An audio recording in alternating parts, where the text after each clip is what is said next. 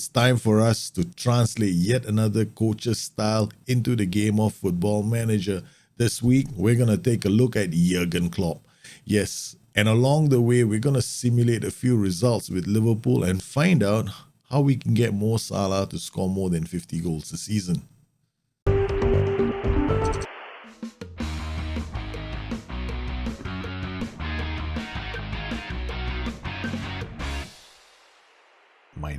My name is Daljit. Welcome to the show. This is the place where you'll find me doing content on the game Football Manager.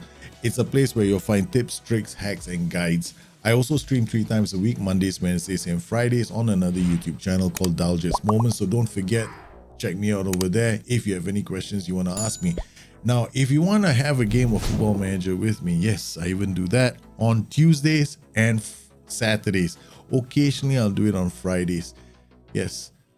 Fantasy draft mode. Please join me then. One of the reasons why I play Football Manager is to replicate styles of football. Now, it's not always possible to replicate them entirely because managers, they tend to switch things around in a game. So it's important to recognize that when we're trying to do a replication. Secondly, these replications are based on personal points of view. These are my points of view, and naturally there will be people out there who might disagree with me, and yeah, by all means. The goal here is for me to share my points of view, how I see the football and how I translate it into the game. This is meant for Liverpool. Now, if along the way you decide to take this tactic and go and bring it to Oldham, if it doesn't work, it's possible that you might not actually have the players for it. So this is something you need to bear in mind. So let's get started. On today's show, I'm going to explain Jurgen Klopp's style. I'm going to translate it, and then I will also set up the training schedules for Liverpool. Finally, we will be looking at the tactical setup, and then we'll simulate with 3 different setups. The reason why I'm going to simulate it with 3 different setups is to identify the perfect role for Mo Salah. Jurgen Klopp is one of the finest managers in the world. While he's been at Liverpool, Liverpool have won the Premier League title, the Club World Cup, the UEFA Super Cup, and the Champions League. This is a manager who knows his style of football. Jurgen Klopp's tactical vision is very clear. While he was at Borussia Dortmund, he played with a middle block. When he moved over to Liverpool, he flirted with a high block and a middle block. This season at Liverpool, he's favored the 4-3-3 and he's been playing with a high block. Jurgen Klopp favors a narrow attacking shape when he sets his teams up. This allows them to be again pressed when they lose possession of the ball, allowing for very quick transitional attacks. The sides tend to play out of the back, and his players are generally expected to be fit with high work rates and stamina. Jurgen Klopp's style of football is clear for anyone to see. It's high-octane attacking football.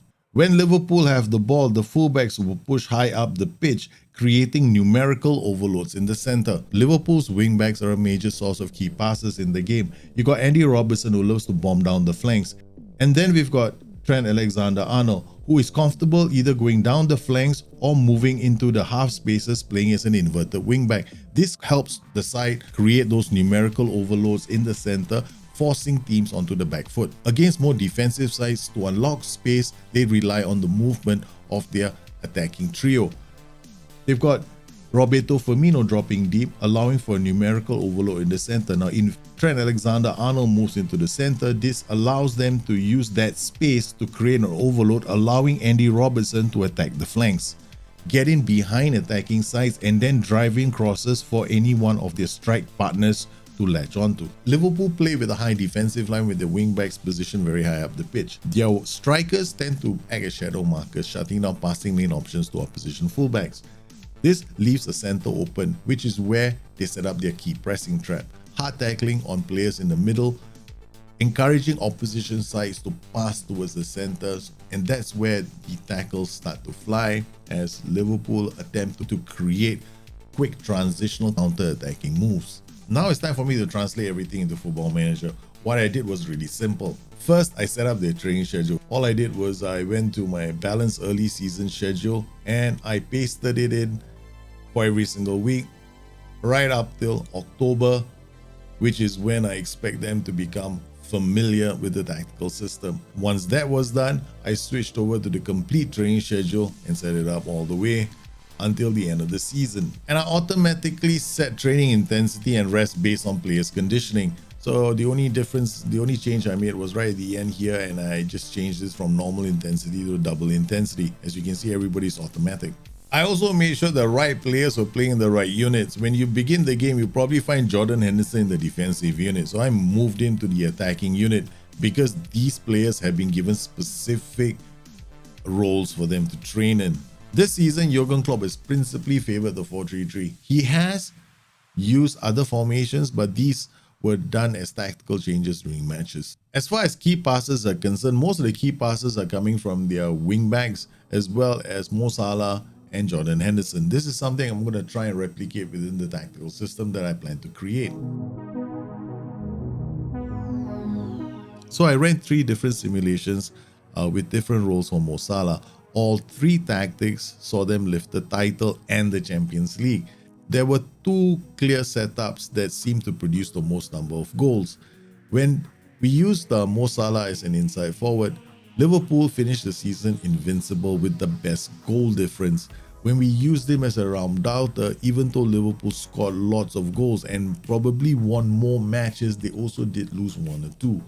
Finally, we had the inverted winger role, where unfortunately for Liverpool, they might have won the title, but their goal difference was weaker and the total number of goals they scored lower.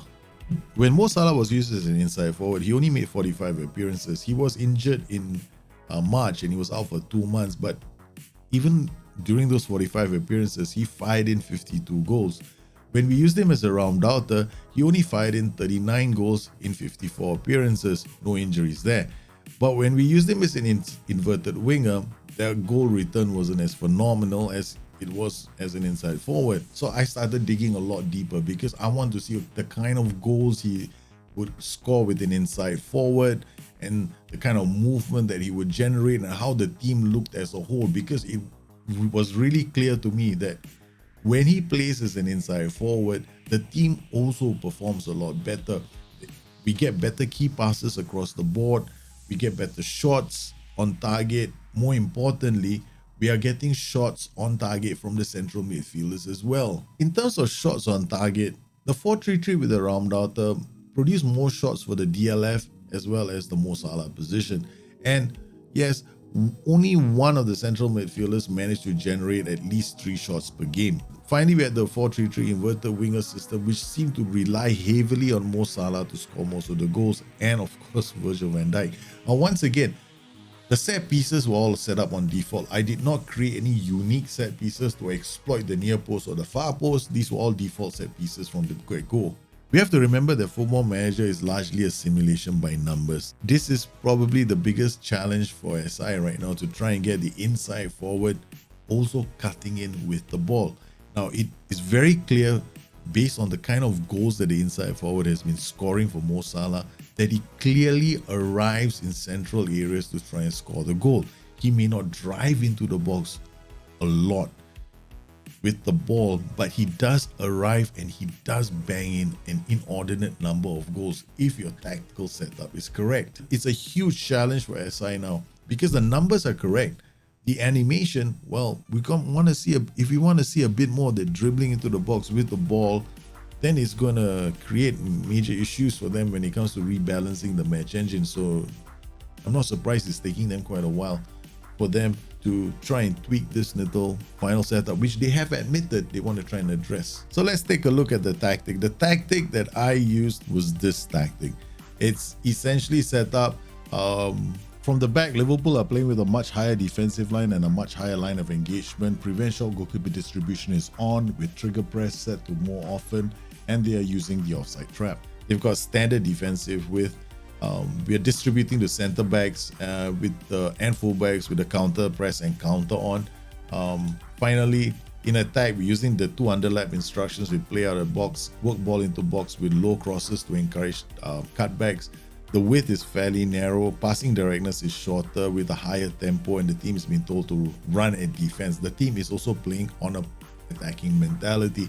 Now, if you are going to be playing against sides that are very strong and you want to suss them out, I would recommend dropping it down to positive.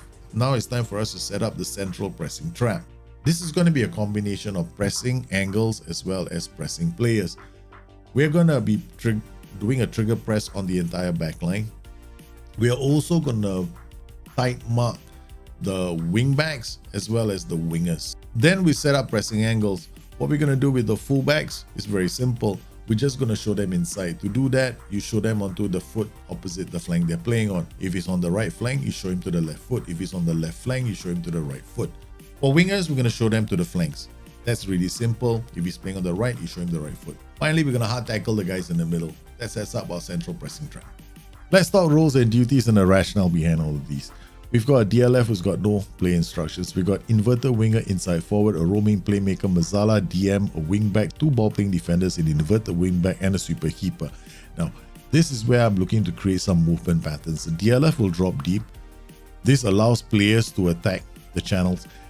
And we've got underlap left and underlap right. So the widest player is on the flank is going to hold up the ball looking for inside runs. This could definitely be something that the Mo Salah will find interesting to latch onto. The Mo Salah is chosen as a role in central midfield because he works really well in this combination. Even the inverted wingback, when he pushes up into this area, although these players will sometimes be quite close, during the transition, the Mo Salah on attack will push out, supporting the inside forward. The inside forward will come inside, and occasionally you see the Mo Salah going wide to drop in crosses and to support overloads on the right side of the pitch. We're going to get numerical advantage across the pitch during transitions. What about PIs? We've got the inverted winger with sit narrow, tackle harder, mark tighter. We got the inside forward with tackle harder, mark tighter. We got the Mo Salah with mark tighter. The roaming playmaker is told to mark tighter. I've also added shoot less often. The wingback on the left flank has got no PIs. The inverted wingback has got take more risks and shoot less often. The ball playing defender has been told to mark tighter. And the ball playing defender on the left has also been told to mark tighter. Notice that only a few players here without the mark tighter instruction in their play instructions. So what's the best role for Mo Salah? Would it be an inside forward, a roundouter, or an inverted winger? If you want to score lots of goals in a 4-3-3, you're either using an inside forward or a roundouter. Now the problem with the roundouter is that it's also not the role that's always going to track back and help you defend. So the only viable role is actually the inside forward. The inverted winger, well, he does score goals, but it does impact the rest of the team because then we'll have too many inverted wingers trying to create things and there's not a lot of players driving into the box to try and score goals. So this is the tactical setup that I went with my Liverpool replication, and I'm pretty happy with the way it's working. The assistant manager, you got to give credit where credit is due. He managed to achieve an invincible season in the league. However, the Carabao Cup, Manchester City knocked us out. In the FA Cup, we lost to Manchester United. Champions League, however, we managed to get all the way to the final, beating Manchester City and Atletico Madrid along the way for a final that featured Bayern Munich, which we won 2-1. This tactic was using default set pieces. The link to the tactic is below. However, when you take the tactic, don't forget you need to set up those opposition instructions. This is my interpretation of how Liverpool play. I'm very excited to hear your thoughts on the subject. If you have a different idea of how they play, please share it in the comments below. Once again, I want to thank you for your support. You guys have been absolutely fantastic. I hope each and every one of you have a fantastic Christmas and a phenomenal New Year. May all your wishes come true, and may Santa rain down his blessings and love to everybody on the planet. You guys stay safe, stay healthy. I'll see you again soon.